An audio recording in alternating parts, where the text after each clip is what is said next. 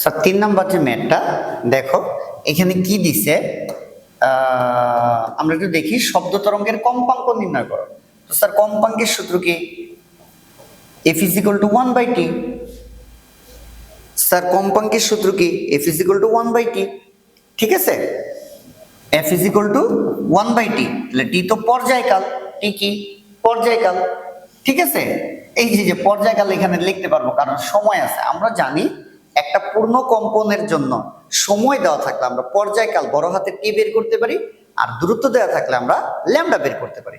তো আমার এখানে একটা সময় দেওয়া আছে, তাহলে আমরা হইতেছে পর্যায়কাল বের করতে পারবো।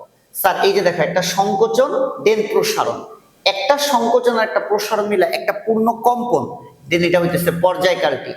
আবার একটা সংকোচন একটা প্রসারণ মিলা আবার একটা পর্যায়কালটি, আবার একটা সংকোচন মানে t/2।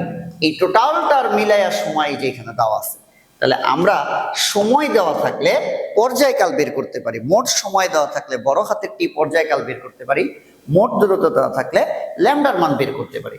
তাহলে স্যার আমরা টি এর মান বের করি। স্যার এই যে সংকোচন আর প্রসারণ, একটু দাগ দিই, এই যে সংকোচন আর একটা প্রসারণ, একটা সংকোচন আর একটা প্রসারণ মিলা আমার একটা পূর্ণ কম্পন যে সময় লাগে এটা পর্যায়কাল টি। তারপরে দেখো শব্দ আবার সংকোচন আর প্রসারণ হয়েছে, তার মানে আরেকটা কম্পনের যে সময় সেটা পর্যায়কাল টি। দেন লাস্টে যেটা হয়েছে এটা শুধুমাত্র সংকোচন, তাহলে হইতেছে t/2।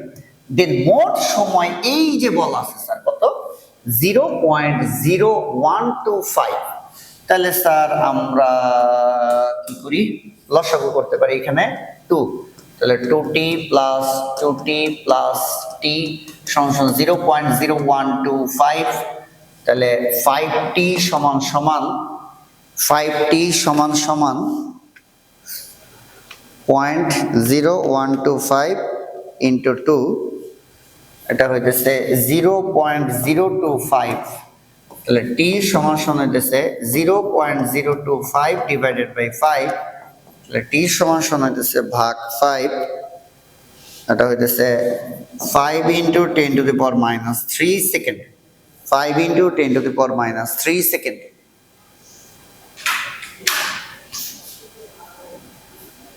তো আমরা পর্যায়কাল বের করছি, এরপরে f = হইতেছে 1/t। t এর মান কত, 5 × 10⁻³, তাহলে এখানে f।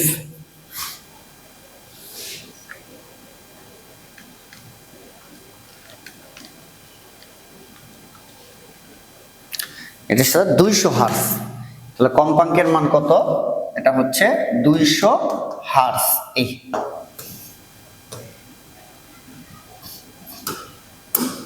আচ্ছা, তো ঘ নাম্বারটা স্যার করি। এস উৎস থেকে, এটা একটা উৎস থেকে প্রতিধ্বনি শোনা যাবে কিনা। এই যে স্যার একটা শব্দ হইছে, দেন ওই শব্দের প্রতিধ্বনি শুনতে পারবো কিনা, এটা বললেই তো আমরা সূত্র বসাবো 2d = vt। ওইখান থেকে আমরা t এর মানটা বের করব 2d/v। ঠিক আছে, ওখান থেকে আমরা বের করব t এর মান বের করব। বলছে প্রতিধ্বনি শোনা যাবে কিনা, তাহলে আমরা t এর মান বের করি। তাহলে দেখি কি কি আছে।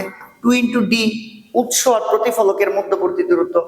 এই যে স্যার উৎস হতে প্রতিফলকের দূরত্ব দিয়েই দিছে 16, তাহলে স্যার d এর মান 16। বেগ দরকার, স্যার বেগ এখানে দেয় নাই, তাহলে বেগ আমরা বের করে নিব। তাহলে একটু কাজ হইতেছে আমরা একটু পরে করি, তাহলে স্যার আগে আমরা কি কাজ করব, আগে আমরা বেগটা বের করব। তো আমি একটা তরঙ্গ দৈর্ঘ্য দেখছি আর এই যে কম্পাঙ্ক, তাহলে v = f lambda, v = f কম্পাঙ্ক কত স্যার 200 ইনটু ল্যামডা তরঙ্গ দৈর্ঘ্য। এই যে স্যার তরঙ্গ দৈর্ঘ্য 1.7 মিটার। এই যে স্যার শব্দের তরঙ্গ দৈর্ঘ্য 1.7, তাহলে যে 1.7, তাহলে এইখান থেকে আমরা বেগ পাই, এখান থেকে স্যার আমরা কি পাই, বেগ পাই। তাহলে 200 × 1.7, এটা আসে 340 সমান 32/340। এটা হয় স্যার 0.09 সেকেন্ড। তাহলে যেহেতু এটা 0.1 সেকেন্ড থেকে কম, তাই প্রতিধ্বনি শুনতে পারবো না, আমরা শুনতে পারবো না।